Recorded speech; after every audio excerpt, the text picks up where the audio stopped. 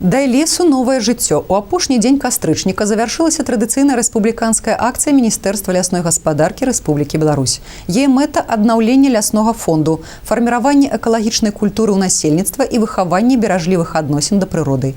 Удзел у акцыі заўсёды прымаюць працоўныя калектывы, студэнты, пенсіянеры і валанцёры. У Маладзечынскім лясгасе падчас акцыі высаджаны лясныя культуры на плошчы 11 гектараў і дапоўнены на 15. Усе расліны выдзелены мясцовым лясным гадавальнікам. Акрамя работнікаў лесагаспадарчай установы на ўчастках працавалі прадстаўнікі Маладзечынскага райвыканкама і дэпутацкага корпуса, Міністэрства адукацыі, суда Маладзечынскага раёна, аддзела дэпартамента аховы, дашкольнага і школьнага лясніцтваў. І гэта далёка не поўны пералік тых арганізацый і ведамстваў, якія ўнеслі свой уклад у аднаўленне лясоў падчас асенняй акцыі на тэрыторыі нашага раёна.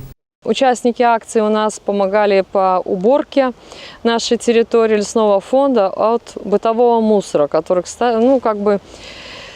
все-таки имеет место быть. Убрали 6,5 кубометров мусора. Довольно большая цифра.